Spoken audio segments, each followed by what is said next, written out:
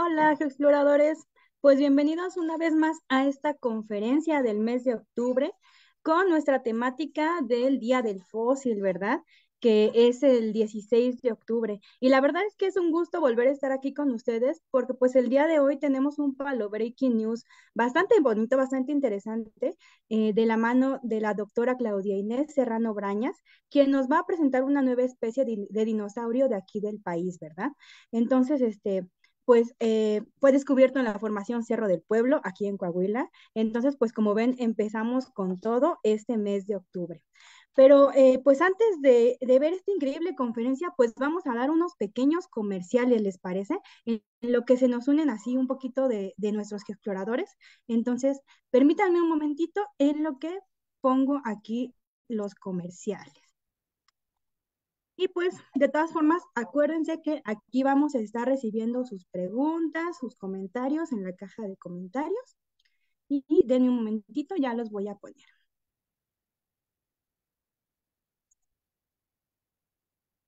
Ok, aquí vamos.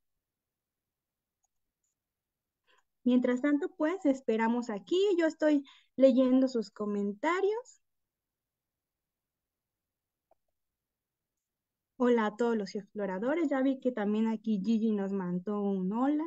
Bienvenidos. Ok,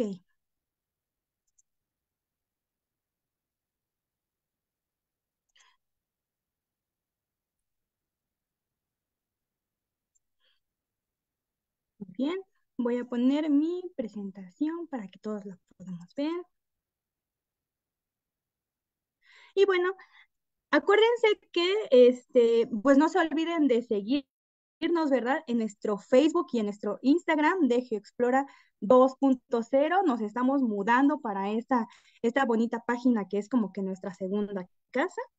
Y acuérdense que los invitamos también a nuestros talleres virtuales con la temática de fósiles que se imparten los días sábados, en donde conoceremos el trabajo de los paleontólogos, todos los pasos y los procesos de fosilización.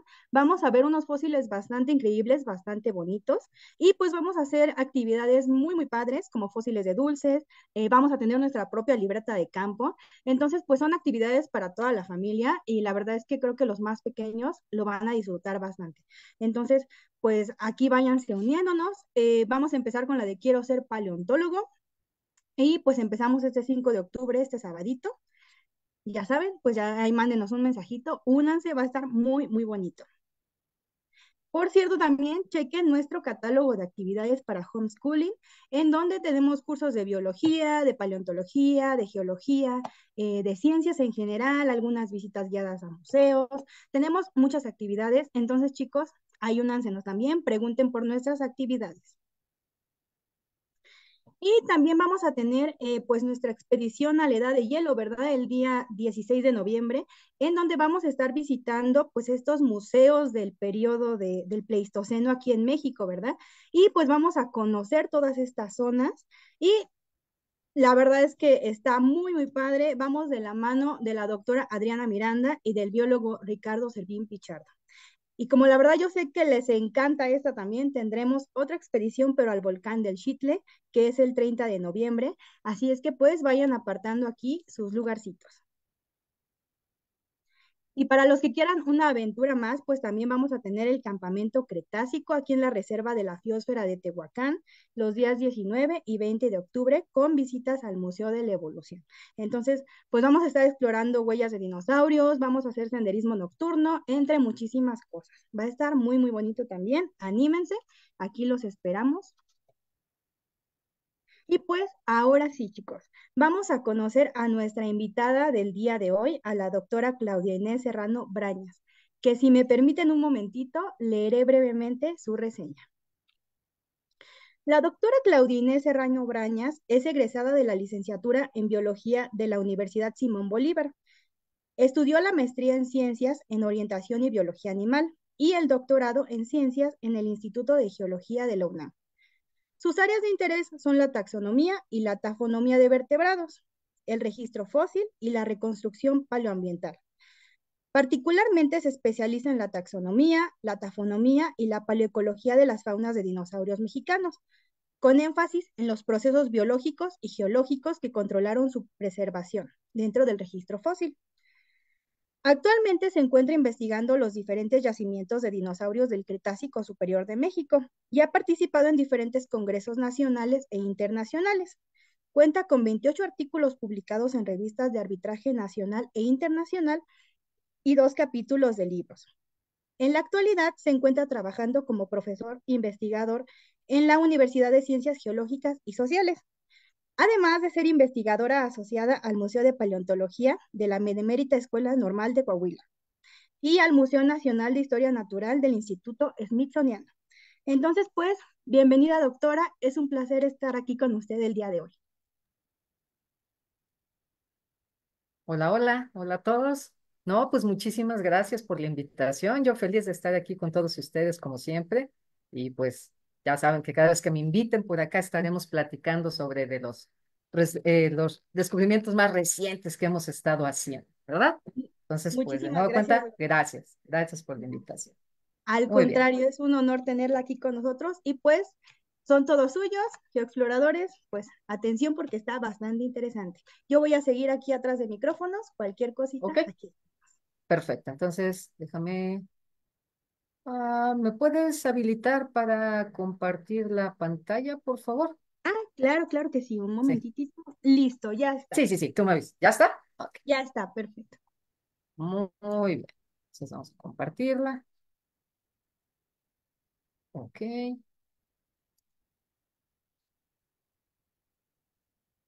oh, ok. ¿Ya se puede ver la pantalla? Nada más. Uy, se me cae. Sí, ya se ¿Sí? ¿Ya puede ver. está? Ok, perfecto. No, pues como les decía, muchísimas gracias por la invitación. Yo feliz de venir a platicarles de los descubrimientos pues, más recientes, de todos estos trabajos que estamos haciendo en nuestro país. Y bueno, particularmente el día de hoy les vengo a platicar de un nuevo dinosaurio que está recién salido del horno. Prácticamente salió este mes de septiembre. Es un dinosaurio muy, muy patrio, ¿verdad? Y que se llama Coahuilasaurus lipani. Es un pico de pato, es un hadrosaurio muy interesante porque digamos que la historia de este dinosaurio está muy en mi corazón porque es uno de los primeros materiales que yo trabajé siendo una estudiante de maestría. Sí, entonces por eso cuando me invitaron a participar dentro de este proyecto, dije que sí a la primera que me dijeron.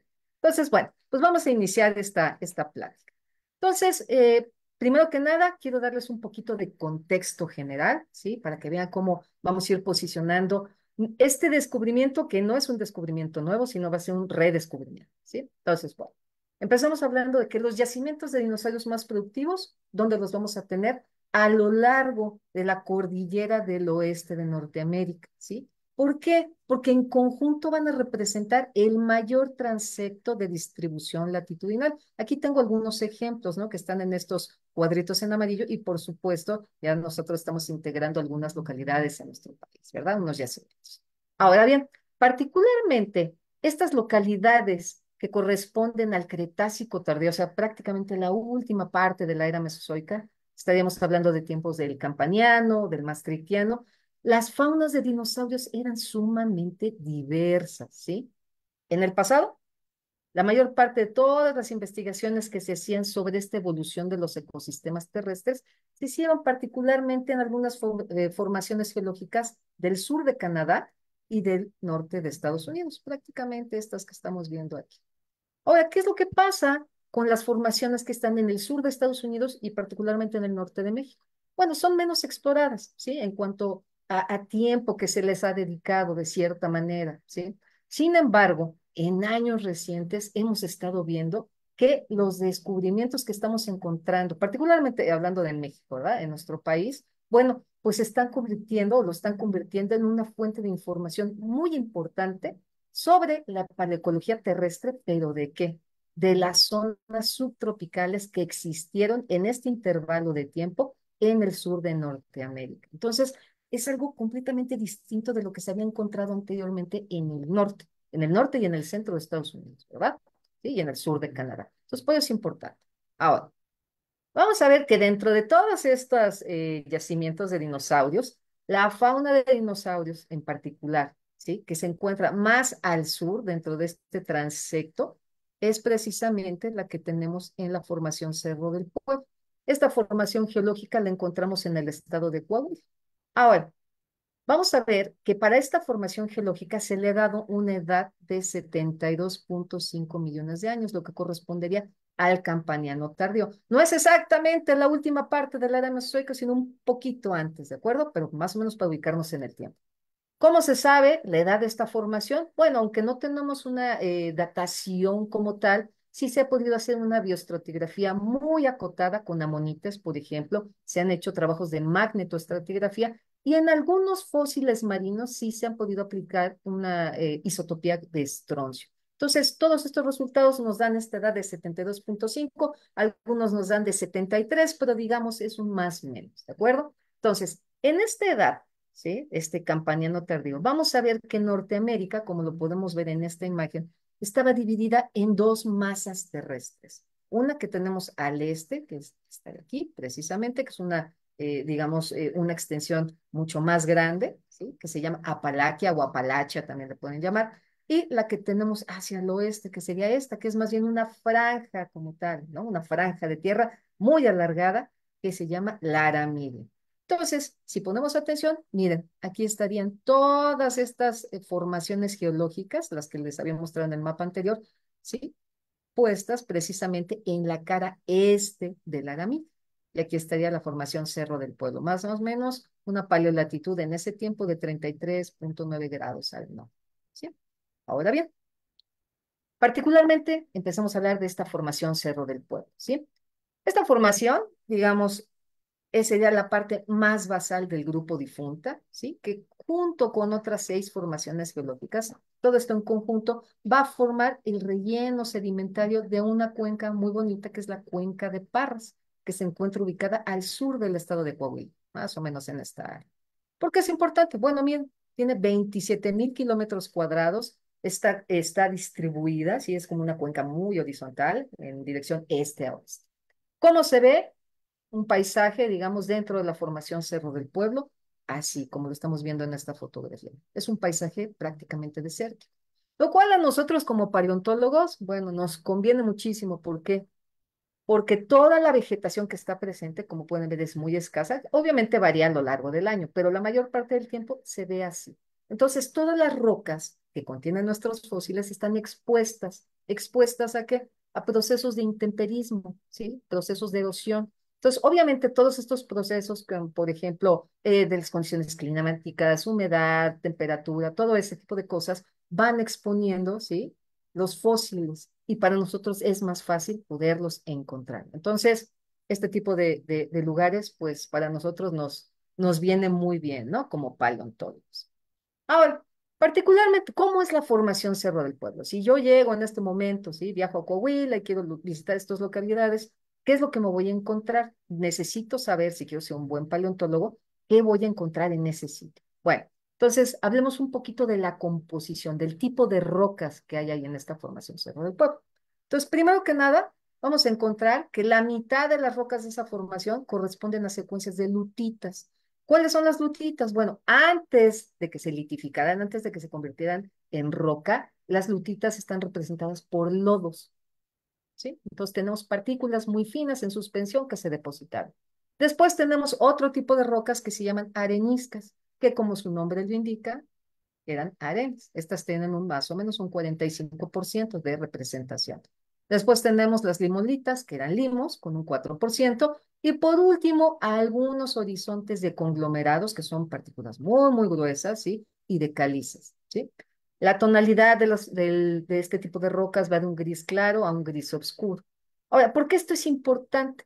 Bueno, primero que nada porque son las que contienen los fósiles, pero además también nos hablan de otro tipo de estructuras que a nosotros como paleontólogos o como geólogos nos ayudan mucho en la interpretación, que son las estructuras sedimentarias, como por ejemplo las marcas de oleaje, ¿sí? Diferentes tipos de estratificaciones, ¿sí? Cruzadas, paralelas, etcétera. Entonces, a través de esto, ¿sí?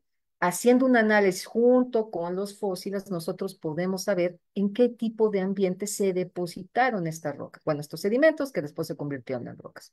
Entonces, la formación Cerro del Pueblo corresponde a una planicie deltaica, que es una planicie costera, ¿sí? Cercana al mar. Entonces, vamos a tener una combinación muy interesante de ambientes terrestres transicionales y marinos. ¿Cómo se formaron estos? Pues por variaciones locales en el nivel del mar. Cuando subía el nivel del mar, se formaban ambientes marinos. Cuando se retrae el mar, es decir, baja el nivel, ¿sí? Se forman ambientes terrestres. Y en medio, digamos, quedaría esta transición de estos tipos de ambientes que son de aguas salobres, así es como lo llamamos.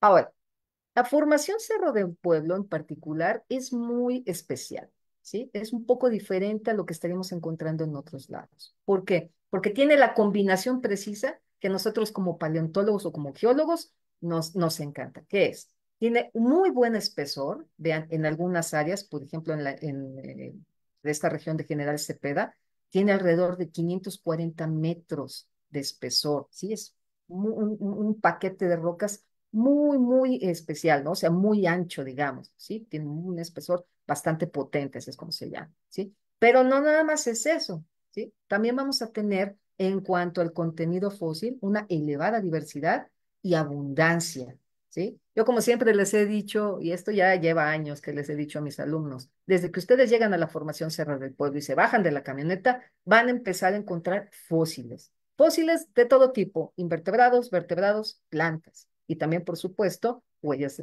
o en este caso, evidencias de conductas, ¿no? Que sean los icnofósiles.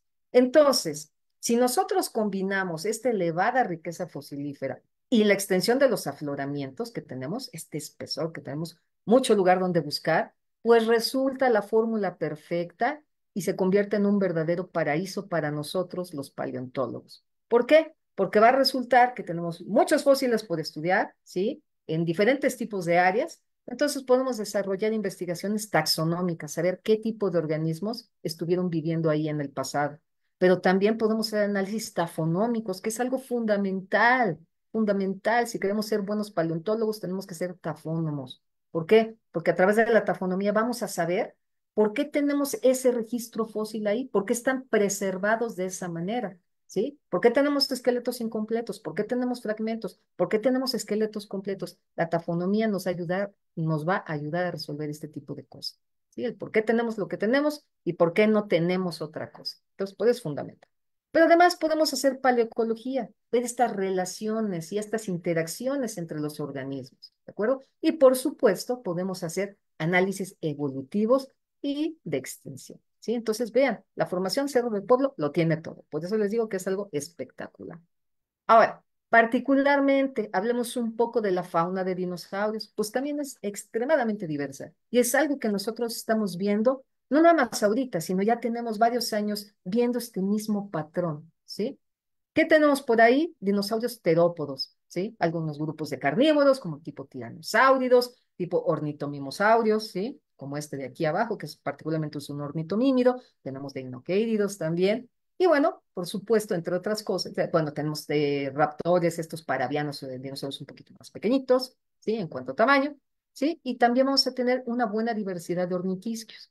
¿Cuáles son estos? Bueno, por ejemplo, podemos tener ceratópsidos. Obviamente ya no es este amigo que estamos viendo aquí en la imagen, sí, este amigo ya lo movimos del lugar, sí, pero de eso vamos a hablar un poquito más adelante, pero sí seguimos teniendo otros tipos de ceratópsidos. Ahorita los materiales desafortunadamente son muy fragmentarios, entonces no podemos establecer, sí, con detenimiento, ¿no? ¿Qué son? Pero cada vez estamos encontrando más de estos organismos, ¿sí? Buscando en diferentes localidades, ya tenemos varios puntos localizados, ¿verdad? Donde están apareciendo. Otro tipo de orniquisquios, tenemos dinosaurios acorazados, un tipo de estos anquilosaurios, nodosaurios, ese tipo de cosas. Y por supuesto vamos a tener ornitópodos, ¿sí? ¿Cuáles son estos ornitópodos? Bueno, uno de los grupos más importantes son precisamente estos que tenemos aquí atrás, que son los dinosaurios picos de pato, cuadrosaurios. Y precisamente dentro de ellos vamos a tener a Coahuilasaurus lipani, ¿sí? El nuevo miembro de esta familia de dinosaurios, ¿sí? Esta ilustración que le quedó muy bonita a César, César Díaz. Felicidades, César, si estás por aquí, ¿sí? Entonces, vamos a ver que este nuevo dinosaurio es, como les digo, nuevo dinosaurio entre comillas, ¿verdad? Por eso es importante, ¿no? Porque estamos teniendo un nuevo registro para nuestro país y particularmente para la formación Cerro del Pueblo. Pero además de eso, Coahuilasaurus lipani nos está brindando el ejemplo perfecto de cómo va funcionando la ciencia, cómo va avanzando a través del tiempo o sea, mientras vas obteniendo mayor información ¿sí? A lo largo, ¿sí? De este tiempo, ¿no? Cuando empiezas a estudiar cada vez más cosas, empiezas a obtener más resultados, más información de un lado de otro, entonces vamos viendo cómo vamos avanzando y cómo se va transformando lo que anteriormente se pensaba y cómo llegamos a otro resultado. Pero no nada más es eso, ¿sí? A partir de todo esto que les he mencionado, también Coahuilasaurus lipani es el ejemplo perfecto para mostrarnos cómo funciona la naturaleza. Vamos a irnos poco a poquito. Bueno. Pero antes de entrar de lleno con esto, hablemos un poquito de la historia, ¿sí? Yo les había comentado que este dinosaurio, pues en realidad no es un descubrimiento nuevo, ¿sí? Particularmente este ejemplar se colectó, miren, a finales de los años 80, ¿sí? Más o menos como 1985, 1987, no recuerdo bien, ¿sí? Lo encontró este señor, José López Espinosa. Y bueno, él de hecho encontró diferentes localidades con restos de dinosaurios y entre ellas, pues este de aquí, ¿no? Entonces, ¿qué es lo que encontró? Un bloque rodado, precisamente de arenisca, que contenía el rostro nada más de este pico de pato. No encontramos otra cosa del esqueleto, simplemente el rostro, ¿sí? Entonces, eso es lo que se tenía hasta entonces. ¿Dónde lo encontró? A 1 kilómetro de este lugar que se llama Presa San Antonio, en el municipio de Parras de la Fuente.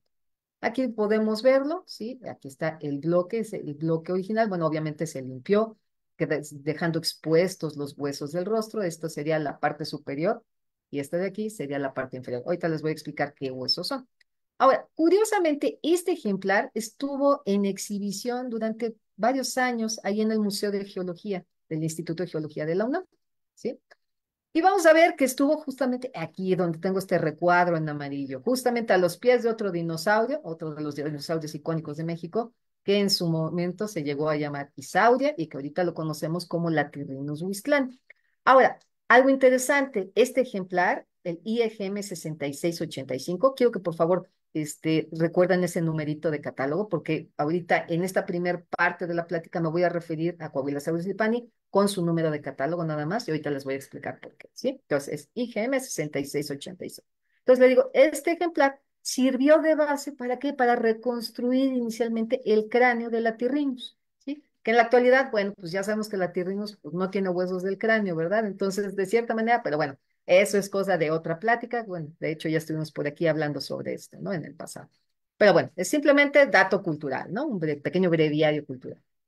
Bueno, entonces, como les digo, este ejemplar, el IGM 6685, permaneció durante un buen tiempo, un tiempo considerable, ahí en esta sala de geología, hasta que llega el año de 2006, ¿sí?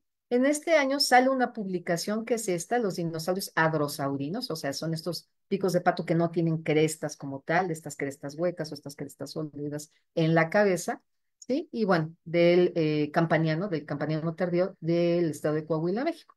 En esta ocasión, tuve la fortuna también de participar con grandes paleontólogos como el doctor James Kirkland, como el maestro René Hernández, sí, con el doctor Terry Gates, Gregor Paul, Sterling Nesbitt, etcétera, etcétera, y por supuesto con Juan Pablo García de la Garza, ¿sí? Entonces, en ese tiempo, pues yo era un estudiante de maestría, entonces imagínense, una de estas publicaciones y con estas personalidades, pues fue algo fantástico.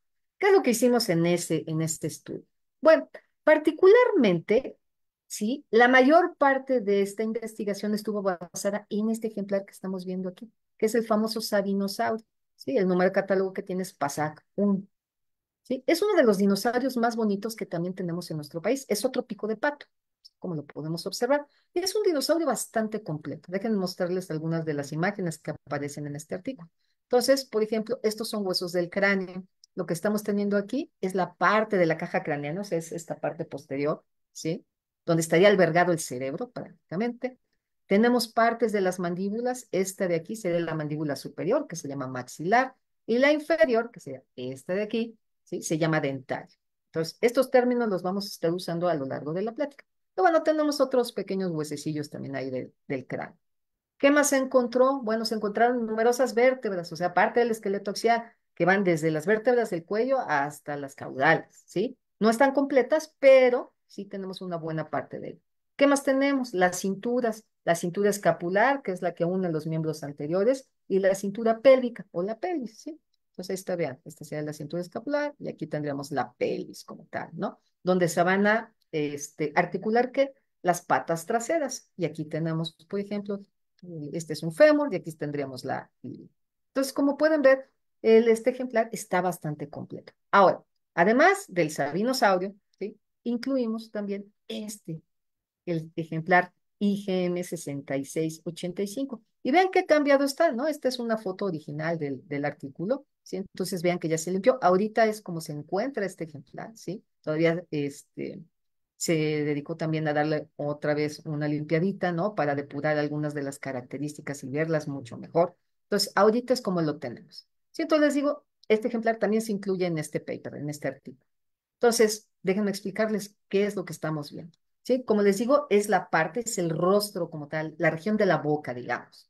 Entonces, vean, aquí tendríamos un fragmento del maxilar, que sería la mandíbula superior, un fragmento del dentario, que es la mandíbula inferior, pero además estamos teniendo dos huesos accesorios que en conjunto nos van a formar el pico, ¿sí? No el pico como el de un ave, pero más o menos para que se den una idea, ¿sí? Imagínense bueno, sí, sería el comparativo con el pico de un pato, que los patos son aves, obviamente, pero digamos, no es el pico de un colibrí o de otro tipo de cosas, ¿no? Entonces, ¿cuáles son estos huesos? Sería el premaxilar, que sería el de la mandíbula superior, que se articula con la mandíbula superior, y el predentario. Entonces, vean cómo estos huesos se combinan, ¿verdad? Entonces, aquí estaría la boca como tal, aquí tendríamos los dientes, ¿sí? La batería dental inferior, la batería dental superior.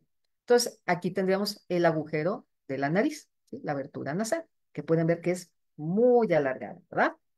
Bueno, entonces, esta es una vista lateral. En este caso es la lateral izquierda. Aquí tenemos otras vistas. Aquí lo estaríamos viendo de frente, como ustedes me están viendo en este momento, ¿sí? Entonces, aquí está nuestro premaxilar, aquí estaría nuestro predentario. Ahorita no me voy a detener mucho en esto porque lo vamos a explicar un poquito más adelante. Y en esta vista, si de la vista ventral, es esta. Justamente, ¿sí? Entonces, esta parte de aquí sería el equivalente a la región de la barbilla, ¿de acuerdo? Y aquí estarían los dentarios, ¿sí? Y todo esto es el predentario. Y este predentario, vean, tiene aquí un procesito que parece como una especie de lengüeta, que también lo vamos a mencionar un poquito más adelante, ¿sí? Entonces, esto es lo que tenemos preservado del IGM 6685. Bueno, ¿qué es lo que hicimos en este trabajo? Comparamos ambos ejemplares, el sabinosaurio y este ejemplar en cuestión, ¿sí? Y vimos, bueno, sí, que en ese momento que ambos ejemplares representaban a los hadrosaurios saurolofinos, o sea, eran de ese tipo de grupos, es decir, que no tienen estas crestas. En ese tiempo, y quiero aclarar otra vez, en el 2006 se pensaba, porque son de diferentes formaciones, el IGM ya sabemos que es de la Cerro del Pueblo, pero el Sabino es de la Cuenca de Sabinas, precisamente de la formación Olmos, ¿sí? Entonces, son áreas geográficas cercanas y se pensaba que tenían la misma temporalidad, que las dos podían haber sido del Campaniano. Entonces, a la hora de estar investigando las características, vean, aquí tenemos incluso una representación de este cráneo aquí empalmado. Sí, entonces lo que estaríamos viendo es que, bueno, pues sí, se parecían mucho. Entonces llegamos a la conclusión de que probablemente correspondían al mismo tipo de dinosaurio.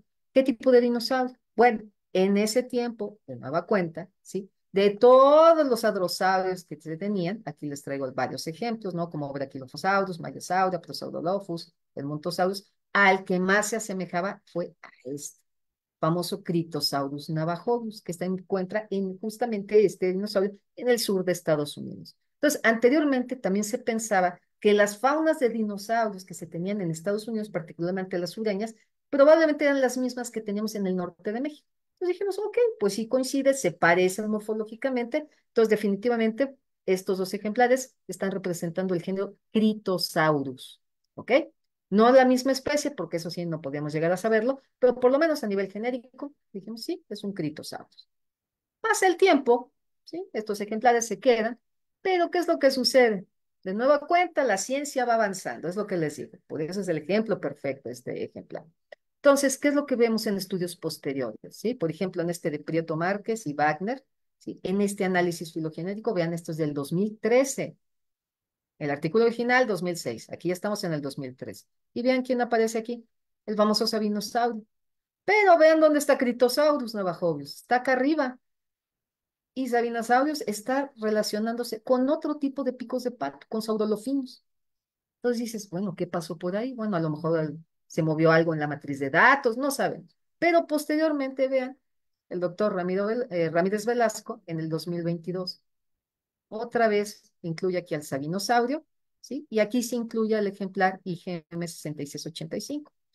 Este ejemplar, otra vez, lo tenemos dentro de los critosaurios, ¿no? Que con el género Critosaurus, prácticamente. Aquí estaría. Pero el sabinosaurio, ¿qué pasa? Ya nos lo cambiaron, ya no siquiera es un saurolofino. En este caso, está con los edmontosaurinos, que son otro tipo de dinosaurios, picos de pata. Entonces, ¿qué es lo que sucede? No que eran dinosaurios iguales, no que eran del mismo tipo. Entonces, ahora resulta que son dinosaurios diferentes. Entonces, este tipo de cositas, este tipo de controversias, plantea la posibilidad del surgimiento de nuevas preguntas, como todo en la ciencia, ¿sí? Sobre estos ejemplares. Ya estamos cuestionando esa interpretación inicial. Bueno, precisamente es cuando aparece, ¿sí? Este nuevo artículo, que ahora sí es de este dinosaurio del ejemplar IgM 6685, donde nosotros estamos cuestionando todo este tipo de cosas, ¿verdad? Entonces, no importa que en el pasado hayamos participado en otro artículo, ¿sí? La ciencia va evolucionando, entonces es válido retomar toda esa información, cuestionarla, ¿sí? Someterla a varias pruebas, porque así es como va a avanzar la ciencia, y ver los resultados, si los resultados se confirman o si salen cosas distintas, que fue en este caso, ¿de acuerdo? Entonces, para esto, bueno, primero que decíamos, esto de las formaciones geológicas, ¿verdad? Estos comparativos. Entonces, vamos a ver que el ejemplar IgM, otra vez lo tenemos Cuenca de Parras, formación Cerro del Pueblo, con esta edad, 72.5 millones de años. ¿Qué es lo que pasa con el sabinosaurio? ¿No? Para saber si realmente son iguales, son diferentes o qué estaba ocurriendo. Bueno, pues resulta que la formación Olmos en particular no tiene una edad delimitada, ¿sí? Estamos dando un intervalo que va del Campaniano al Maastrichtiano. Y en la actualidad, lo más seguro es que esta formación geológica, por correlación con otras formaciones de Estados Unidos, sea más bien del Maastrichtiano, es una formación más joven. ¿Sí? No es tan antigua como esta del Campaniano. Entonces, esa superposición temporal, lo que decíamos que, bueno, es que habitaron en el mismo momento, solamente en diferentes regiones geográficas, pues no la podemos definir. Entonces, esto de las formaciones geológicas, que en la actualidad parece ser algo distinto, ya, esa evidencia como que se cae, no se pueden comparar. Entonces, ¿qué hacemos? Pues hay que recurrir a la morfología, y es precisamente lo que estamos viendo aquí, ¿sí? Entonces, en este caso, aquí tenemos el IgM 6685 y abajo tenemos al sabinosaurio. Lo que estamos comparando son las mandíbulas inferiores, ¿de acuerdo? Entonces, aquí yo simplemente recorté el pedacito de dentario que tenemos preservado, el predentario y el predentario, ¿sí? En el caso del sabino, solamente tiene el dentario, no hay este hueso adicional que haría lo del pico, ¿no? Pero no importa, podemos hacer un comparativo. Pues vamos a ver que el dentario como tal, ¿sí? Tiene esta región de la barbilla, que es una región que no tiene dientes, se llama sínfisis, es un término que se le da, pero les digo, es la región de la barbilla. Entonces, en este caso vemos que es una barbilla, ¿sí? Una sínfisis muy cortita, pero vean, es muy ancha, muy profunda y está fuertemente flexionada hacia abajo. Entonces es como si tuviera la barbilla de esta manera. ¿Qué pasa con el sabinosaurio? Vean la extensión. Aquí falta un poquito de dientes, ahí están rotos, pero vean, el tamaño de esa barbilla, de esa sínfisis, es muy alargada, es mucho más delgada y vean la flexión. Poco flexionada, o sea, sí tiene un poquito de flexión, pero no como el de aquí arriba. Entonces, ¿esto qué nos quiere decir? Que el rostro de estos dos picos de pato es completamente diferente. Entonces, efectivamente, no son el mismo tipo de hadrosaurio. En este caso, no son el género Critosaurus como tal. O bueno, ambos no son Critosaurus. ¿Sabiendo qué será? Todavía no lo sabemos. Tenemos que hacer un nuevo estudio para investigar a fondo este dinosaurio, porque sí es muy, muy importante. Pero entonces, ¿qué tipo de hadrosaurio es el de nosotros, el de esta plática, el 6685? Bueno, habíamos especulado en un principio que se trataba del género Critosaurus. Entonces, ¿qué es lo que tenemos que hacer? Comparar directamente con este dinosaurio. Y es lo que hicimos aquí. ¿Sí? Aquí tenemos el género, perdón, el cráneo del Critosaurus y abajo el de nosotros, ¿verdad? El IgM. Entonces vamos a ver que, por ejemplo, este hueso accesorio de la mandíbula superior se llama premaxilar. Vamos a ver que la parte posterior sufre como un plegamiento, ¿sí? Una flexión, pero ahora hacia arriba, adopta esta forma, ¿sí? En lugar de estar recto, se dobla hacia arriba. Igual lo vemos en el de nosotros. Pero ¿cuál es la diferencia? Vamos a ver que esta flexión superior, ¿sí? En este Critosaurus, en un ángulo mucho más pequeñito en comparación con este. Entonces, vean, tiene una flexión como más suavecita, ¿no? Como más redondeadita incluso. Pero ¿qué pasa con el de nosotros? Vean, aquí más bien tiene una premaxila mucho más cuadrada. ¿sí? Casi, casi ese levantamiento, esa flexión que sufre esta parte posterior, tiene, pues prácticamente es casi en ángulo recto, ¿no? Entonces, ahí estamos viendo un cambio, una diferencia. Ahora, ¿qué pasa con el dentario? ¿Sí? Otra vez, la región de la barbilla, vamos a ver que en Critosaurus es alargada, no tanto como en el sabino, ¿sí? Pero de todas formas sigue siendo alargada, poco profunda, cosa que es contraria a lo que tenemos aquí abajo con el IgM, ¿verdad?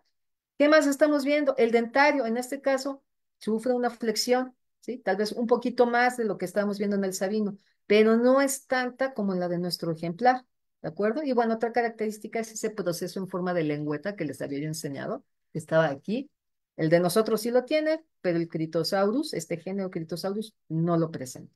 Entonces, de nueva cuenta, nos topamos con la evidencia de que no es el género Critosaurus. Sí se trata de un critosaurino, pero no particularmente este género, ¿de acuerdo? Entonces, estos critosaurinos es un linaje de estos picos de pato y dentro de ellos vamos a tener diferentes géneros, como por ejemplo Griposaurus, Critosaurus, ¿sí? Entre los Rhinorex, otros, entre otros, ¿de acuerdo? Entonces, aquí la pregunta surge, ¿qué tipo de critosaurio es? Bueno, a la hora de estar buscando con las evidencias entre los cráneos, ¿sí? Y nuevos ejemplares que ya se han descubierto, que se descubrieron posteriormente, entonces resulta que al que más se asemejaba a nuestro organismo, nuestro ejemplar, es a este otro, que es Griposaurus monumentensis.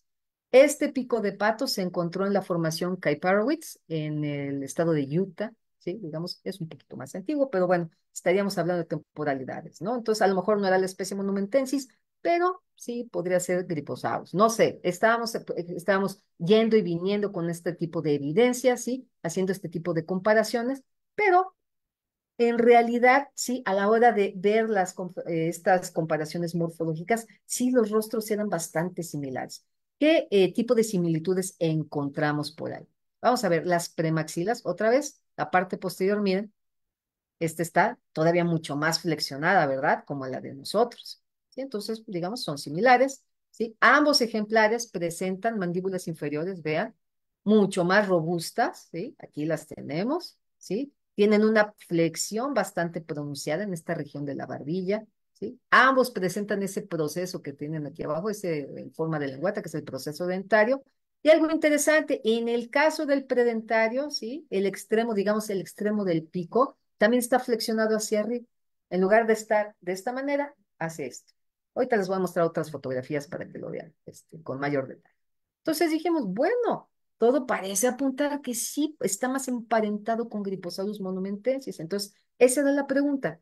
¿Es un Griposaurus monumentensis que duró mucho más tiempo? Porque este ejemplar es más antiguo, ¿sí? Un poquito más antiguo que el de nosotros. Y dijimos, bueno, a lo mejor podría ser, ¿no? El intervalo temporal, ¿sí? Este alcance estratigráfico es un poquito más, o es un mayor, digamos. ¿Ok? Entonces, pues bueno, vamos a ver, vamos otra vez a ponerlo vamos a analizarlo de nuevo en cuenta, ¿no? Ahora, aunque encontramos similitudes, sí, efectivamente se parecen mucho, también encontramos una serie de diferencias. Vamos a ver que la otra vez, la región de la premaxila y la flexión del dentario son mucho más pronunciadas en nuestro ejemplar. De nueva cuenta, veamos la premaxila, que es, digamos así, lo que podemos ver a simple vista, ¿no? En el de nosotros, vean que es mucho más cuadrada y en este es más redondo. Digamos, tiene un menor ángulo, el de Gryposaurus monumentensis y el de nosotros todavía, como les digo, casi, casi es un ángulo recto, ¿sí? La curvatura del pico, vean, aquí sería esta partecita de aquí. El de nosotros es más pronunciada, es más vertical. Y en el caso de Monumentensis es más pequeña, más reducida y está un poquito más hacia adelante. No hacia arriba, sino un poco más hacia adelante.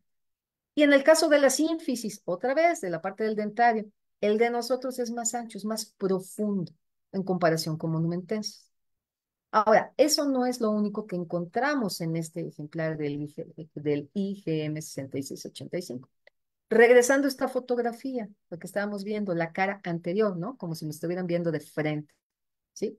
Vamos a ver que esta línea punteada que está aquí, en color amarillo, se llama margen oral. Ahora, ¿por qué es importante? Porque es, digamos, la orilla de la boca como tal, ¿sí? El margen donde no nos tendrían labios, pero sí es la orilla, ¿sí? Donde estaríamos definiendo la estructura de la boca, de la parte superior de la boca. Ahora, ¿por qué es importante? Vamos a ver que en diferentes tipos de critosaurinos, de estos picos de pato, ¿sí? Ahí tienen ciertas estructuras que se llaman dentículos orales. ¿Qué es esto? Es una especie como de prolongaciones de hueso que parecen como dientes, pero no son dientes. Pero digamos que tienen esa forma, ¿no? Como los que tenemos aquí, ¿no? Como nuestros incisivos, más o menos así. Es algo que se vería.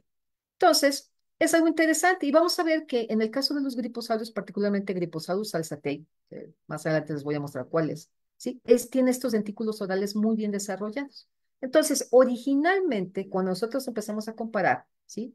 Se pensaba que estas estructuras que estamos viendo aquí, ¿sí? Este es perdón, el premaxilar que lo corté, digamos, de esta cara anterior, ¿sí? Para que se vea mucho más definido, presenta este tipo de estructuras. Pero nos dimos cuenta que estas estructuras, estos procesos de hueso, no están en el margen oral está aquí arriba, ¿sí? Nuestro ejemplar sí tiene estos dentículos, pero están muy chiquititos, casi ni se ven. Entonces dijimos, bueno, ¿qué rayos es esto, no? ¿De dónde están saliendo esto? Si no es del margen de la boca, entonces ¿de dónde?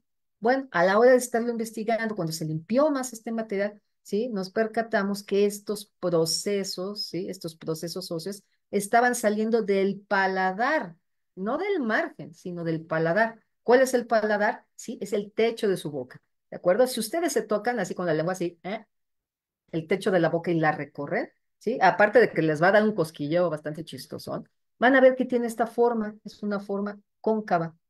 Pero en el caso de este dinosaurio, en lugar de estar cóncavo, más bien el paladar es convexo, hace esto. Y de esta parte es de donde salen estos procesos cónicos, que se llaman dentículos palatales, ¿sí? Entonces, si los vemos de frente, les digo, tienen esta forma así como triangular, pero si los vemos por abajo, como estamos viendo aquí en esta fotografía, vamos a ver que más bien son una serie de crestas que se extienden. Hay tres izquierdas y tres derechas, ¿no? Aquí están el conteo. Pero esto no es todo. Vamos a ver que a los lados tenemos una cresta de tipo lateral, ¿sí? Vean, aquí las tenemos. Y en medio tenemos una cresta media. Entonces dice uno, caramba, esto está muy extraño. Entonces, si eso lo tengo en el pico de arriba, en este hueso accesorio, ¿qué pasa con el pico inferior? Bueno, pues miren la forma que tiene, ¿sí? Al contrario, no es convexo, sino cóncavo, ¿sí? Miren, este es el piquito, perdón, el extremo que está diciendo que es para arriba. Aquí lo podemos ver. Es como si fuera una especie de pala, ¿sí? Y justamente en esta parte es donde se articularía, ¿sí? O sea, donde bajaría el pico superior para unirse con el pico inferior. Entonces haría esto, ¿sí? Estaría haciendo esto. Entonces, ahora, este tipo de estructuras sabemos, ¿sí? Por comparaciones con otros organismos que estaban cubiertas de queratina. ¿Cuál es la queratina?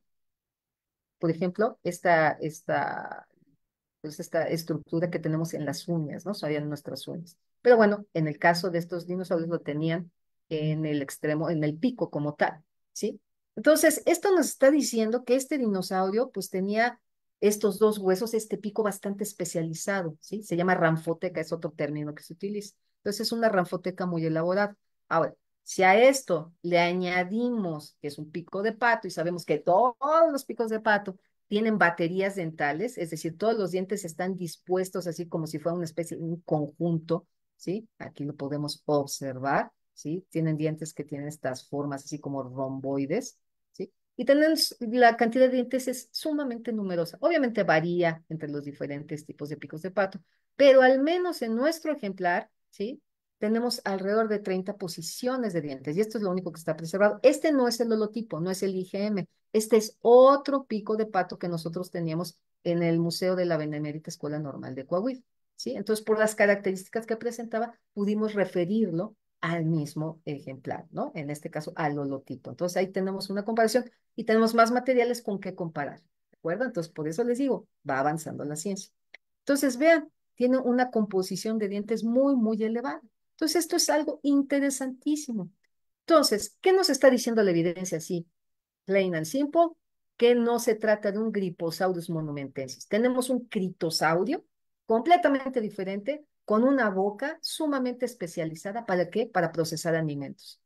Es decir, tiene una boca adaptada para poder cortar, es lo que nosotros estamos sugiriendo, plantas fibrosas o muy resistentes. ¿Qué evidencias tenemos en la formación Cerro del Pueblo? Tenemos diferentes tipos de angiospermas. Aquí simplemente es para mostrarles, son diferentes tipos de hojas. Tenemos algunas flores. pero miren también lo que podemos tener por ahí.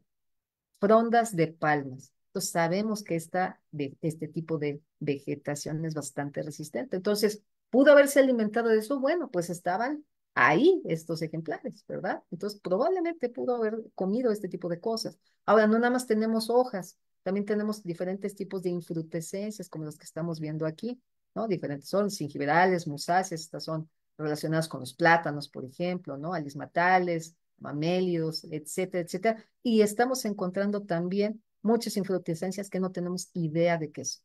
Entonces, a través de toda esta evolución que hemos visto, ¿sí? De todo este nuevo tipo de evidencia, nos decidimos para decir, ok, tenemos suficientes pruebas para poder sacar un nuevo género y una nueva especie, y por eso es que decidimos ponerle Coahuilasaurus lipa. ¿Sí? Entonces, vean cómo va avanzando las. ¿Sí? Y bueno, ahí este es el nuevo cladograma, esta nueva filogenia que tenemos. Aquí estaría Coahuilasaurus lipani, vean, aquí está el monumentensis. Y por supuesto, Sabinas, el Sabinasaurio, pues otra vez salió dentro de los saurolofilas, ¿no? Entonces, bueno, no sabemos qué es. Pero lo que sí sabemos es que Coahuilasaurus lipani es el primer critosaurino como tal descrito para la formación Cerro del Pueblo. Entonces, eso es algo fantástico.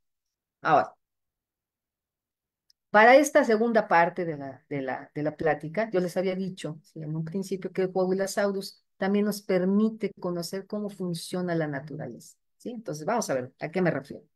Entonces, de manera general, vamos a ver que en cuanto a diversidad y biogeografía, ¿verdad? Estos critosaurinos, ¿sí? Este linaje son dinosaurios o de los dinosaurios más diversos que tenemos en Norteamérica. Vean, tenemos numerosas especies presentes, otra vez en el Cretácico tardío, más bien, Campaniano, perdón, ¿sí? En el oeste interior, ¿de acuerdo? Ahora, ¿qué es lo que estamos viendo? ¿Sí? Por ejemplo, aquí tenemos el género Griposaurus, vean las especies que tienen, Notabilis, Incurvimanus, Latidens, ¿sí? Por acá abajo está el Satei, ¿sí? Que por ahí de repente se cuestiona mucho este género, si se trata del mismo, si se trata de Griposaurus o no, pero bueno, son cuestiones que estamos teniendo ahí, ¿sí? Entonces vean que estos más bien están hacia el norte. Ahora, ¿qué es lo que estamos encontrando en el sur? Estamos encontrando diferentes géneros y diferentes especies. Tenemos a Critosaurus navajovius, Naisovitosaurus, Anasazisaurus, ¿sí? Y por supuesto, bueno, perdón, aquí abajo estaría Coahuilasaurus lipani, ¿sí? Entonces, vamos a ver que todos estos critosaurinos, ¿sí? Tienen una morfología del rostro altamente variable, ¿sí? Ahorita les voy a mostrar una imagen, lo cual nos habla de nueva cuenta, de especializaciones para el consumo de diferentes tipos de alimentos, lo que implicaría tal vez distintos nichos ecológicos.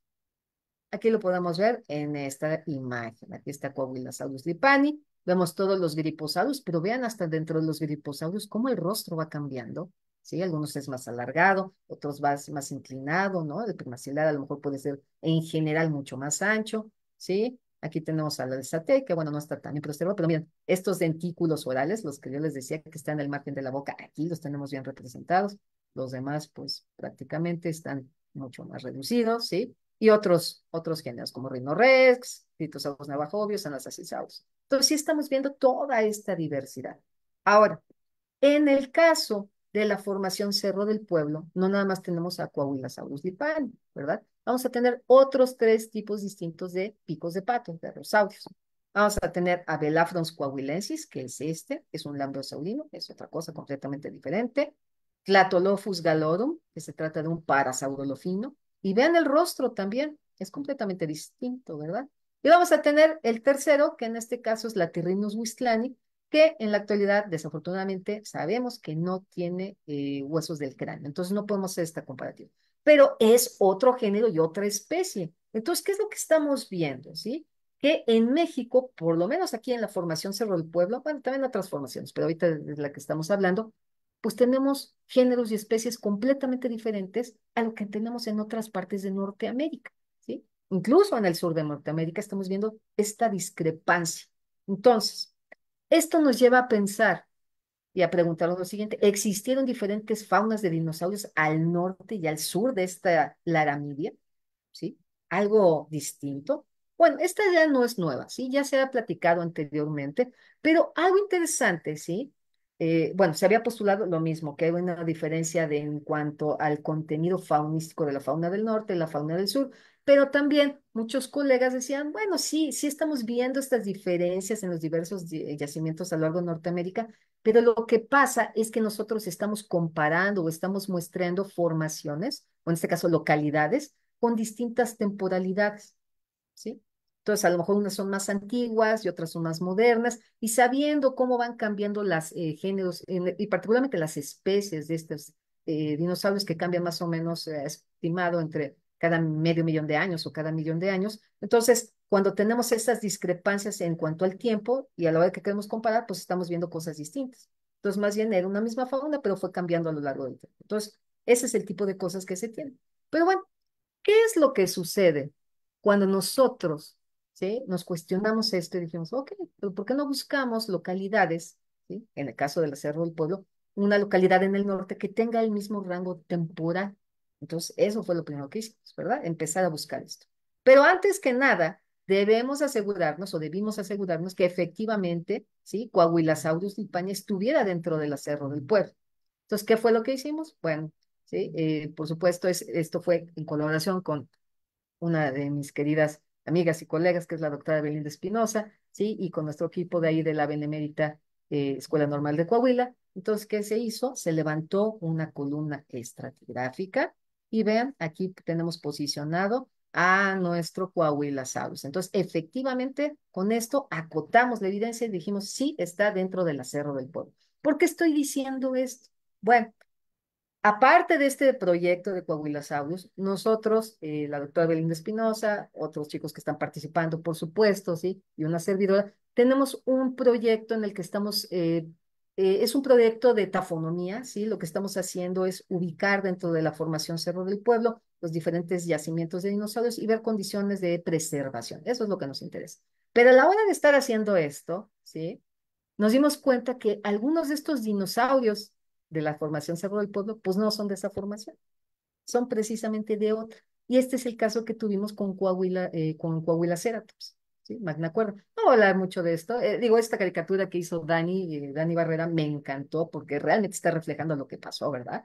¿Y dónde está Coahuila Ceratops? En algún punto del Maastrichtiano. Entonces, por eso es importante, ¿sí? A la hora de hacer estos trabajos, que tengas una columna estratigráfica bien medida para asegurarte de que efectivamente estás en esa formación geológica y en ese punto temporal, ¿de acuerdo? Entonces, no voy a hablar de esto porque Dani ya vino aquí a platicarles sobre este artículo que quedó muy, muy bien logrado, entonces, por eso es importante. Pero bueno, en el caso de Coahuilasaurus, sí sabemos que es de la formación Cerro del Pueblo, que tiene esa edad, 72.5 millones de años. Entonces, ¿qué hicimos? Bueno, buscar en otros lados, como les digo, en otras formaciones del norte, ¿sí? Y encontramos una muy similar que sería la formación Horseshoe Canyon, pero particularmente la parte inferior de esta formación, que se llama miembro Drumheller, así se llama. Entonces, vean la temporalidad, estaba de 73.1 a 71.5 millones de años y la de nosotros 72.5. Entonces, sí son equivalentes temporales. Entonces dijimos, perfecto, vamos a comparar las faunas, una fauna del norte y una fauna del sur, ¿no? En cada una de estas formaciones. ¿Qué encontramos por ahí? Bueno, en el caso del Cerro del Pueblo, aquí está Coahuilasaurus lipani, los otros tres hadrosaurios que tenemos ahí. ¿Y qué pasa con la Horseshoe Canyon? En este caso, del miembro Drumheller, tenemos un edmontosaurio, otro tipo de pico de pato. Nada que ver con estos critosaurios, con estos critosaurinos o estos lambeosaurinos o parasaurolofinos. O sea, estamos teniendo cosas distintas. Veamos, ¿esto se repite con otros grupos de dinosaurios? Sí.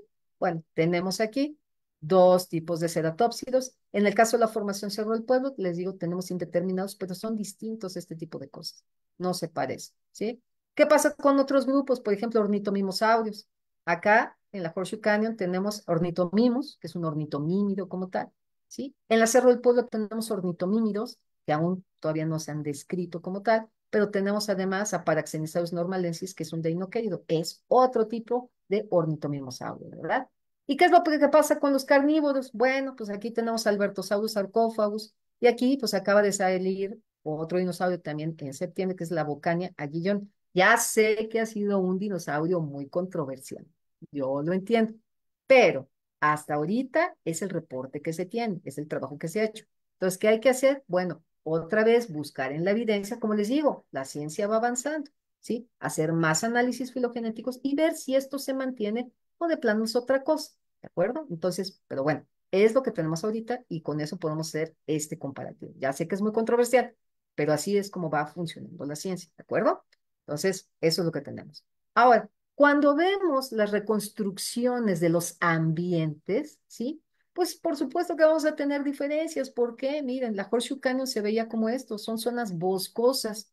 Y en el caso del Cerro del Pueblo, como les digo, son ambientes más costeros, son estas planicies deltaicas, ambientes subtropicales. Aquí eran ambientes un poco más fríos. Entonces, de cierta manera, pues coincide con lo que vemos en la actualidad, ¿verdad? En los bosques tenemos diferentes organismos que los que tenemos en las selvas, ¿no? Entonces, o en los desiertos, o sea, este tipo de cosas lo estamos viendo también en el pasado. Entonces, por eso es importante esto que se hizo, ¿sí? Entonces, ¿qué estamos sacando así como conclusión de esto? Que sí, efectivamente, las faunas del sur son completamente diferentes a las faunas del norte. Y sugiere que Coahuilasaurus lipani podría haber pertenecido a un linaje distinto de critosaurios sureños. Y ojo, otra cosa que estamos viendo aquí, no solamente son diversos, sino que son endémicos, ¿sí? Estamos viendo que la formación Cerro del Pueblo tiene dinosaurios únicos que hasta el momento no hemos encontrado en otro lado. Por eso decimos que son endémicos. Y no nada más en esta formación.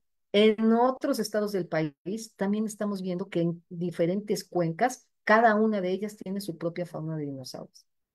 Algo muy interesante, ¿verdad? Entonces, estamos viendo esto del endemismo, elevado grado de endemismo en el Cretácico tardío. Ahora, teniendo esto, entonces, otra pregunta que podemos hacernos, bueno, si eran más diversos, hay endemismo, entonces esto nos estaría indicando que existieron diferentes patrones de evolución y de extinción al norte y sur de la Aramidia. ¿Qué nos dice la evidencia? ¿Sí? Entonces, ya estamos viendo que la evolución, ¿no? Estamos teniendo diversos grupos ahí que están metidos. Pero bueno, ¿qué nos dice, por ejemplo, los patrones de extinción? Hablando de temporalidad, ¿no? Con estos critosaurios, esos critosaurinos. Lo que vamos a ver es que, por ejemplo, en el campaniano inferior, sí tenemos critosaurios, están representados por Griposaurus latidens. Campaniano medio, ¿sí? En estas formaciones, Dinosaur Park y Kaiparowitz, tenemos a Griposaurus notabilis, Griposaurus monumentensis. Pero, ¿qué es lo que pasa para el campaniano tardío? Ya no hay critosaurios en las grandes planicies de Norteamérica, es decir, en la fauna del norte. Desaparecen. Ya para el campaniano, ¿sí? Están siendo, no digo reemplazados, pero estamos encontrando otro tipo de picos de pato. Por ejemplo, a Horseshoe ya vimos el Montosaurus regalis.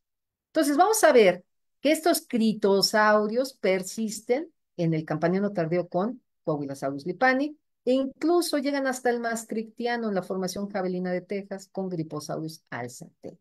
Entonces, sí estaríamos viendo un cambio, ¿no? Que le llaman un turnover, ¿sí? Es un cambio de faunas, por lo menos en estos critosaurios. Pero bueno, esto lo podemos observar en otros linajes, en otros grupos de hadrosaurios como tal. Sí, vamos a ver que lo mismo sucede con estos parasaurolofinos, que son los que tienen estas crestas huecas, así que parecen tubos, ¿sí? Y bueno, vamos a ver que en el caso de la fauna del norte los tenemos representados, ¿no? Hace 75 millones de años con Parasaurolophus wackeli, pero, ¿sí? Esto es en el campaniano, perdón, mucho más temprano, pero en el campaniano tardío solamente vamos a tener a Tlatolophus galorum en México, en la Cerro del Pueblo. Y lo mismo sucede para otros grupos como los lambrosaurinos, ¿no? Con Hipacrosaurus altispinos, que estos sí, estos de la fauna del norte, llegan un poquito al maastrichtiano inferior, tal vez maastrichtiano medio, pero para el superior ya no están.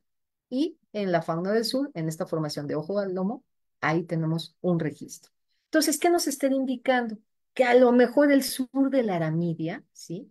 Sirvió como una especie de refugio, tal vez, es lo que nosotros estamos suponiendo, ¿no? Para estos clados que se extinguen en el norte y como prevalecen en el sur, ¿sí? Se convierte en una fuente de novedades evolutivas. ¿Por qué? Porque tienen más tiempo para evolucionar. Entonces, sí estamos viendo estas diferencias muy, muy importantes. Entonces, como conclusiones, ¿sí? Ya para terminar esta plática.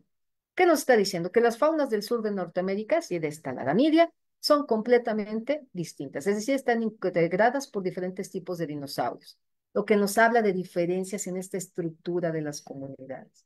Y lo más importante, ¿sí? Esta presencia, este descubrimiento de nuevos dinosaurios, en este caso Coahuilasaurus lipani, nos habla que estos dinosaurios mexicanos y también los del suroeste americano se están convirtiendo en unas áreas que son clave y van a ser clave para la comprensión de la evolución de la diversidad ¿sí? De estos organismos que estamos viendo en general y también de la extinción durante este periodo, ¿sí? Bueno, esta parte del Cretácico superior, o sea, Campaniano, Maastrichtiano, en el oeste de Norteamérica. Entonces, aquí solamente me resta decirles que estos hallazgos son solo el comienzo. En realidad, se los digo, no hemos visto casi nada de lo que tenemos, ¿sí? En otras pláticas ya les he dicho, es como si tuviéramos un edificio muy, muy alto y estuviéramos en el ático de ese edificio, así, en el roof garden si quieren, ¿sí? Y apenas nos estamos asomando por una ventana pequeñita, ¿sí? Por lo menos para la formación Cerro del Pueblo es lo que estamos viendo, ¿sí? Entonces, nos esperan una gran cantidad de sorpresas, ¿sí? Entonces, ¿cuál es el siguiente dinosaurio que vamos a estar incluyendo en esta gran familia de estos organismos de la formación Cerro del Pueblo? Espero ya muy pronto que podamos venir a platicarles otra vez de nuestros nuevos descubrimientos, ¿sí? Espérenlos prontamente, esperemos que salgan todavía en este año. Entonces, simplemente me queda decirles que esta historia continuará. Y bueno, pues por mi parte, pues eso es todo y pues les agradezco que hayan estado aquí conmigo, acompañándome, compartiendo conmigo estos nuevos descubrimientos. Muchísimas gracias. No, doctora, pues gracias a usted. La verdad es que creo que hablo por todos los exploradores cuando digo que nos dejó intrigados para ver qué más va a haber en este año. La verdad es que yo me emocioné demasiado cuando vi que habían sacado este nuevo dinosaurio y pues quedo embelesada. No, pues muchísimas gracias. Sí, esperemos, ya tenemos algunos trabajos sometidos por ahí, entonces, ojalá, todo salga bien y pues podamos darlos a conocer de manera muy, muy pronta. Entonces, yo Claro nomás que les digo sí. que este solo es el inicio, ¿eh? Solo es el inicio. No, y la verdad que está muy padre porque no sé ustedes, exploradores, pero yo quedé embelesada con estos restos que nos enseñaron, porque la verdad es que se ve bastante, digamos, entre comillas, completo este cráneo, porque dio muchísima información, la verdad. Claro, Y claro. pues esta parte de hacer la columna estratigráfica, todo un acierto, la verdad es que muy, muy padre. Y no, yo quedé embelesada, doctora, la verdad es que me quedé Ah, así. muchísimas gracias, Karina. Voy a Gracias, leer gracias, unos gracias. cuantos de los Claro, comentarios de nuestros exploradores. claro que sí, por supuesto. Y bueno, Ramón Zapata, que nos manda saludos. Hola, Eika Ramón. Dinotán también. Hola, hola. Gillo Campo, que nos dice que están fascinados con la charla. Insisto, no soy la Ah, única. gracias. Muchísimas gracias. De verdad, gracias. Saludos desde Perú, de Jesús Ángel también. Hola, hola, Jesús. También nuestro querido Dani, que nos está diciendo que qué bonito está el dinosaurio. Mm, Muchas gracias. Lucy Gordillo, saludo desde Chiapas. Hola, Lucy. Jorge Landois dice, ¿qué tal, doctora Serrano? Acá escuchando la Explora, espero que este material no venga en el examen que tenemos el lunes. Vamos a ver, Jorge, vamos a ver, déjame pensar. Sí, sí, sí, póngaselo, Saludos. póngaselo. Nos preguntan qué significa Lipani. Ah, lo que pasa es que Lipani se puso por una tribu, ¿sí? Siempre cuando nosotros escogemos los nombres, ¿sí? De repente hay controversia de, ay, ¿por qué le pusieron así o por qué le pusieron así? Ah, bueno, nosotros por lo regular siempre estamos buscando que sea algo representativo. Tal vez, por ahí sí escuché, ay, ¿por qué le pusieron otra vez Coahuila Autos? Y hay Coahuila Ceratops, y yo entiendo, yo entiendo. Muchas veces es por esta relación, ¿no? En cuanto a la geografía, ¿sí? Entonces, bueno, pues es otra vez un lagarto de Coahuila, ¿no? Y Lipani es por la tribu, ¿sí? Es una tribu, creo que es una tribu apache, no recuerdo ahorita bien, me acaba de ir el dato, pero por eso se le puso, para que fuera algo realmente de ahí, ¿no? Autóctono, digamos, de ahí del estado de Coahuila, ¿no? Entonces, de nueva cuenta, es por eso que se van seleccionando los nombres. Entonces, tú puedes tener esta variación y esta libertad de decir, ah, bueno, le puedo poner, por ejemplo, utilizando una característica morfológica, que eso también está muy bien, ¿no? Y te dice, ah, exactamente cómo es esto. Pero en otros casos, bueno, pues va variando, ¿no? Entonces uno va escogiendo los nombres. Perfecto, muy, muy bien. Nos dice Camus Altamirano que qué interesante presentación. Muchas gracias, Camus. Levi Bernardo, buenas noches, buenas noches. Hola, hola, Levi. Ramón Zapata nos dice que en la diapositiva donde se mostraban los restos fósiles encontrados de Latirrinus, se dio cuenta que no encontraron su cráneo. Entonces pregunta si es posible generar una reconstrucción de su cráneo a partir de su relación con la tribu en la que fue clasificada. Sí, lo que pasa es que lo que hacemos es empezamos a comparar, ¿sí? Entonces, muchas veces, si ustedes ven esta reconstrucción moderna de Latirrinus como tal, se le pone incluso hasta una pequeña cresta. ¿Por qué? Bueno, porque comparando el esqueleto postcraneal, o sea, ojo, para que algo sea diagnóstico no necesariamente tienes que tener el cráneo. Puedes tener otro tipo de huesos en el resto del esqueleto. Depende del grupo, ¿sí? Por ejemplo, ¿qué les gusta? En el caso de los ornitomimosaurios, de estos que parecían como avestruces, ¿no? Con las largas y todo, las manos y los pies son diagnósticos. Entonces, sí podemos generar nuevos géneros y nuevas especies, ¿de acuerdo? A partir de estos huesos. Si no tenemos cráneo. Obviamente, el tener el cráneo, pues sería fantástico, pero desafortunadamente, ¿sí? No hemos encontrado mucho. Entonces, tenemos que trabajar con lo que tenemos, ¿verdad? Entonces, por ejemplo, en el caso de los cenagnátidos, ¿sí? Estos oviraptorosaurios. Bueno, las tibias son diagnósticas, pero a nivel de familia, por ejemplo.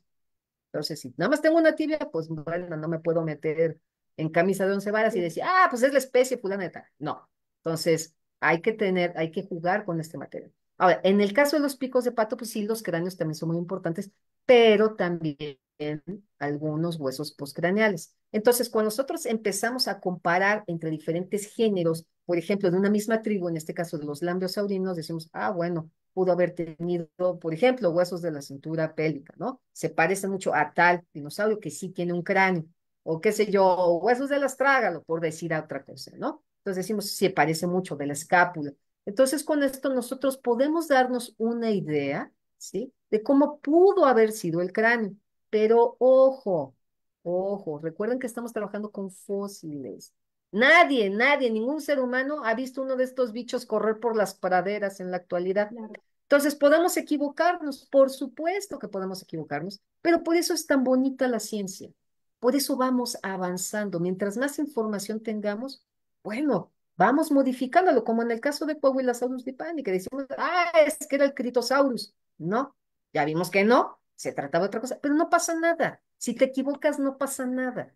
El chiste es ir buscando la verdad en el camino, obteniendo nuevos tipos de evidencias. Entonces, por ejemplo, si salimos a campo y encontramos otro pico de pato y lo comparamos y decimos, ah, caray, mira, este se parece mucho a la tirrinus y este sí tiene cráneo, otra vez hacemos una descripción de los materiales, comparamos filogenéticamente y vemos si resulta que sí son iguales o son diferentes. Si son iguales, pues entonces ya tendríamos el cráneo de, en este caso, de la Latirrinus. Pero les digo, ahorita es por comparación, ¿de acuerdo? Entonces, es un cráneo muy general lo que le pusimos ahorita, ¿sí? En esta representación, en este esqueletito con una pequeña cresta. Tampoco vamos a ponerle una cresta súper desarrollada porque no sabemos, ¿sí? Entonces, siempre, bueno, en nuestro caso sí preferimos ser un poco más conservadores en ese tipo, ¿no? Pero así es como lo hacemos.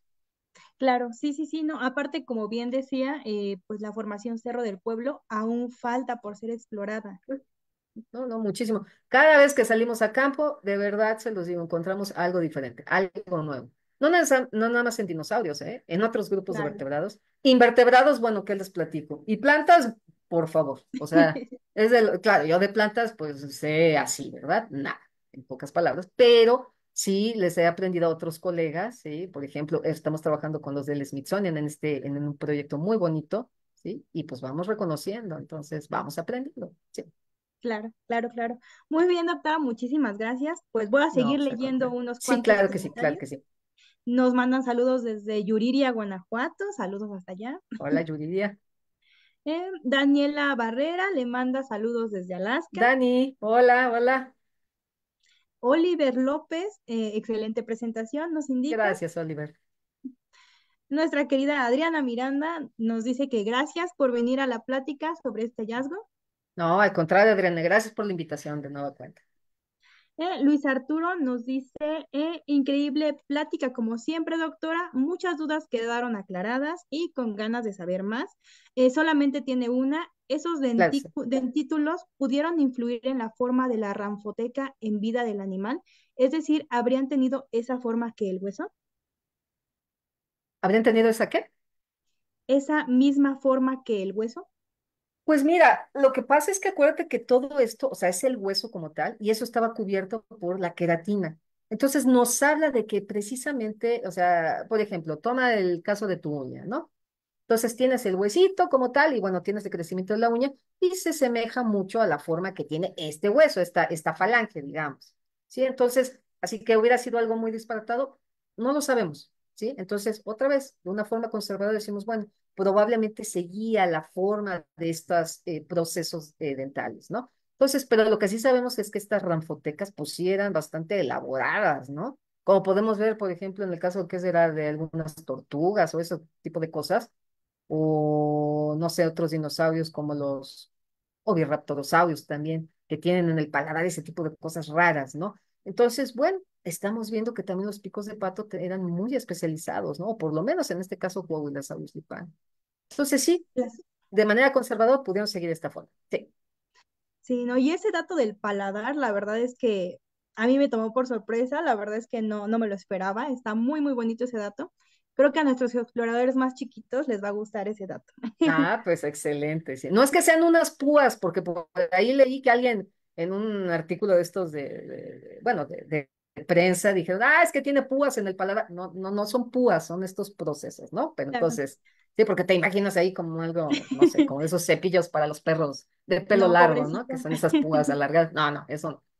Claro. Ok, Iker de 11 años. Ah, claro, nuestro querido Iker también espera más hallazgos. Claro que sí, Guadalupe Iker. Ángel, muy interesante Ya, la bien, padre. plática. Gracias, gracias, Doñita. Y vamos a ver, Sergio Martínez, muchas gracias por la plática, también muy interesante. Gracias, Vamos a Sergio. ver. También Jesús Ángel nos dice que en Perú también han aparecido huellas de dinosaurios de pico de pato. Ujú, sí, sí, sí, muy Y bien. es lo que nos dice también Gael Esquivel, que sí es posible que esté trabajando en otro proyecto para especies mexicanas. Ya nos había dicho un poquito. Sí, sí, pues estamos trabajando intensamente, no nada más para Coahuila, también estamos en Sonora. Y yo les digo, no les puedo decir mucho porque luego me regañan, luego mis colegas me dicen, ¿para qué estás diciendo? Ya saben que luego me suelto hablando y bueno, no paro. Entonces, pero sí les digo que vienen cosas muy buenas, muy buenas. Esperen tantito, tantito, nada más. Excelente. Nos pregunta Eika de DinoTime, gran Ujú. plática, quedé fascinado Gracias, con la Ex. información. Ajá. Dice, ¿qué factores ambientales geográficos pudieron propiciar que linajes como critosaurinos y no otros como los edmontosaurios se desarrollaran en México? La verdad, no sabemos.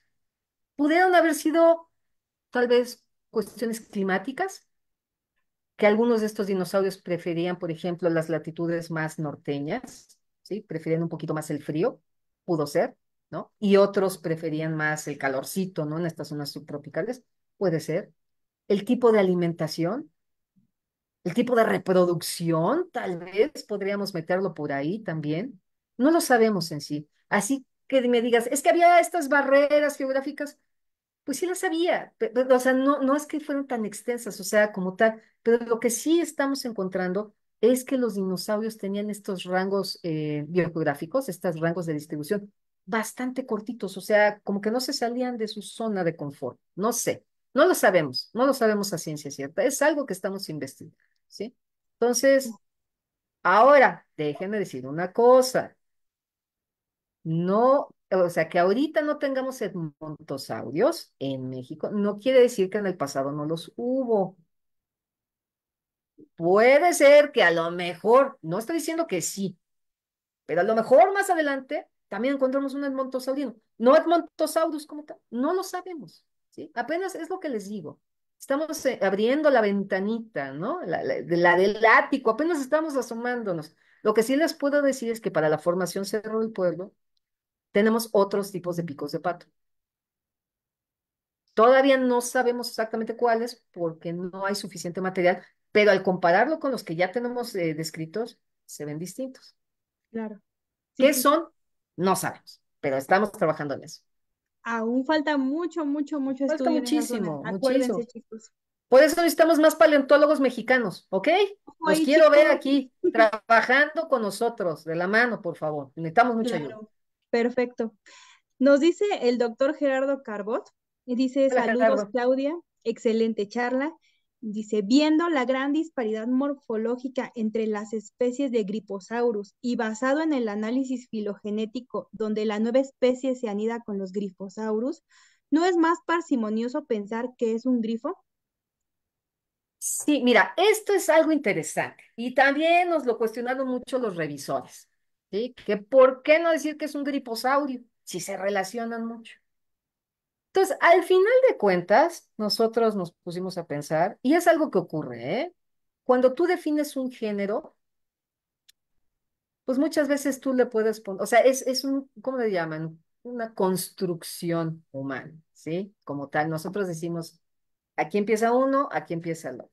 Entonces, en este caso, vimos que tenía las características tan distintas, tan diferentes, ¿sí? Estos procesos palatales, y todo.